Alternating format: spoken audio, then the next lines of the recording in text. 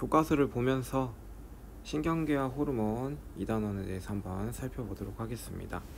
신경계는 처음에 배웠던 자극에 대한 내용들이 어떻게 이동이 되어 우리 몸으로, 대뇌로 혹은 척추로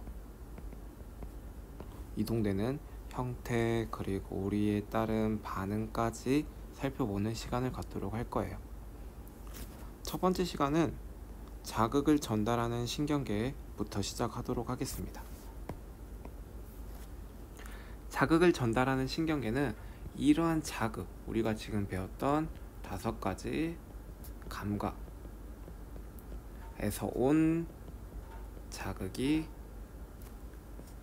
대뇌로 간다고 이야기를 했는데, 이때 대뇌까지 가는 이 중간의 과정을 우리는 신경계가 도와준다고 이야기를 합니다.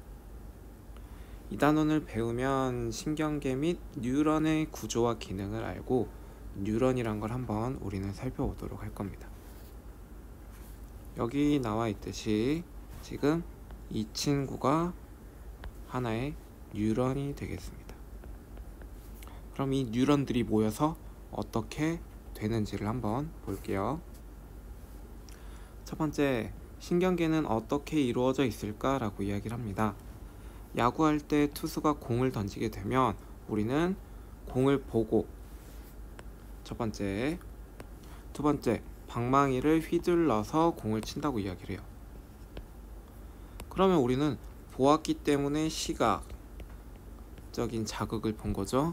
휘두른다 라고 이야기를 했기 때문에 운동, 근육을 사용을 했다라고 이야기를 합니다. 마저 볼게요. 감각기관에서 받아들인 자극이 뇌로 전달된 다음 뇌가 자극을 느끼고 판단해서 운동기관으로 보낸 신호에 따라 반응이 일어났다고 이야기를 해요. 자, 정리하겠습니다. 첫 번째, 공을 본다. 두 번째, 대뇌가 인식을 합니다. 세 번째, 대뇌가 판단을 해야죠. 어떤 판단이냐면 공을 치는 판단을 할 겁니다. 그럼 네 번째, 우리는 근육에게 명령을 내립니다. 공을 치라고. 다섯 번째, 근육이 움직이게 되겠죠.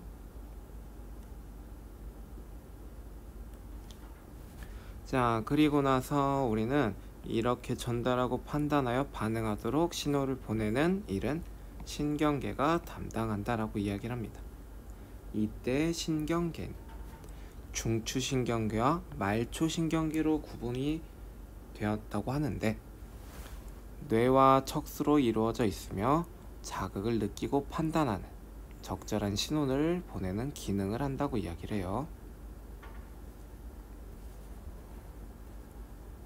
말초신경계에 대한 내용을 보면은, 말초신경계는 우리 몸 끝에 있는 모든 것들을 이야기를 합니다. 발바닥 끝에도 말초신경계가 있다고 보고요. 그런데 우리 중추신경계는 뇌와 척수라고 이야기를 합니다. 우리 등뼈찜 뼈다귀 해장국 알죠? 그때 뼈들을 한번 생각해 보면은 척추는 뼈인 걸 알 수 있고요. 척수는 등뼈 속에 들어있는 신경을 이야기를 합니다. 여기까지는 크게 어려운 게 없을 거예요. 그 다음 줄 볼게요.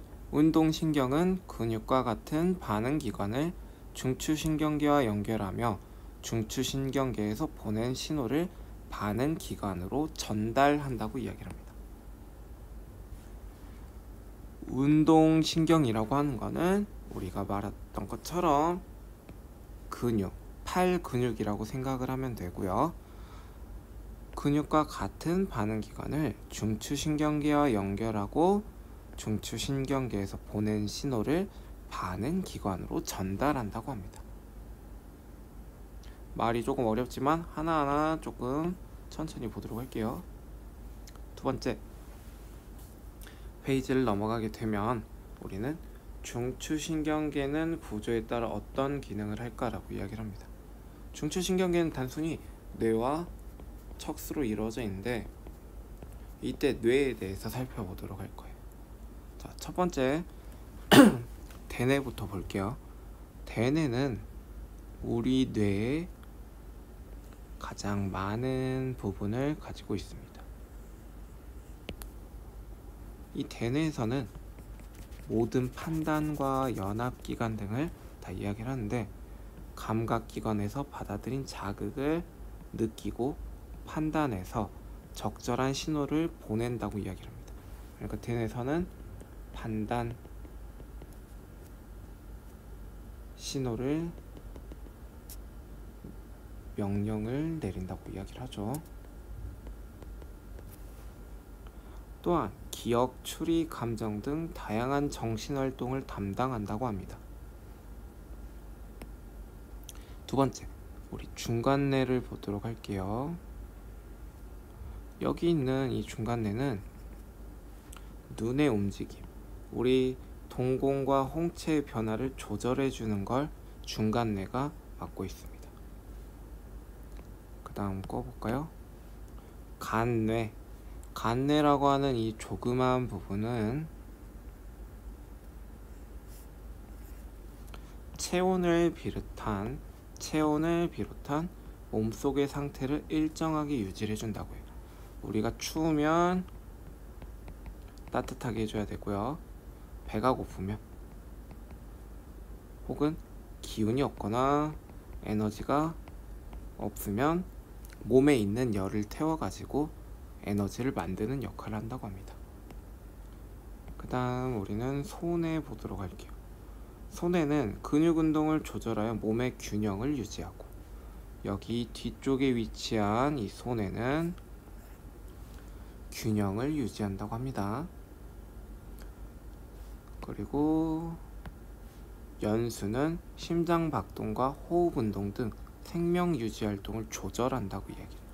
이때 맨 아래쪽에 위치한 연수는 우리가 심장을 뛰어 혹은 내가 숨을 쉬게끔 폐가 움직였다. 폐 아래에 있는 횡격막과 우리 이제 가슴뼈가 늘어나면서 이것을 내가 조절하는 게 아니라 실제로 무언가를 먹었을 때 이런 영양소가 들어왔으니까 소화효소를 분비해 라고 명령 내리는 게 아닌 자율적으로 움직이는 친구들을 이야기를 해요. 심장도 스스로 뛰는 거고 간도 스스로 일을 하고 심장, 호흡, 소화 우리의 의식으로 얘네들을 움직이는 게 아니라 의식이 따르지 않고 지들 스스로 하는 걸 말하고 있죠. 그리고 그 아래 이제 있는 척수. 척수는 맨 아래 이 부분들을 다 척수라고 이야기를 해요. 뇌와 말초신경 사이에서 신호를 전달하는 통로 역할을 한다고 이야기를 합니다. 통로라고 하는 건 우리가 쉽게 보면 모든 우리가 첫 번째 손에서 뜨거운 걸 만졌어요. 따뜻한 물잔을 마시고 있어요. 그럼 이 따뜻함이 하나하나 이렇게 바로 올라가서 뇌로 가는 게 아니라 중간에 있는 이 척수라는 고속도로를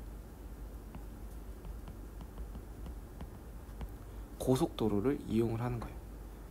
척수까지만 신호를 전달해주면 말초신경계에서 척수까지, 여기서 척수까지 신호만 전달해주면 바로 척수라는 고속도로를 타고 뇌에 도착을 하게 되는 거죠.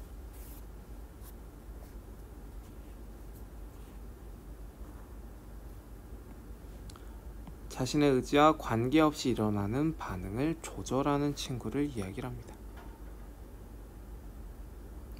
이는 우리 무릎 반사 실험이 있겠죠. 선생님 학교에 친구들이 오면 무릎 반사 실험을 한번 제대로 보여주도록 할게요. 자, 집에서 이제 이걸 꼭 해봅시다.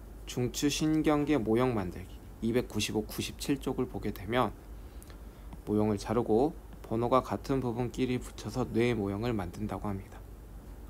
척수 모형 전개도를 접은 다음 아랫면을 끼워서 중추신경계를 완성을 합니다. 이 친구를 만들어 놓고 이번 시험 볼 때까지만 이 친구를 계속 보면서 눈에 적응이 되게끔 할 수 있도록 하세요. 오늘은 뇌와 척수, 중추신경계, 신경계에 관한 내용을 배웠습니다. 다음 시간에는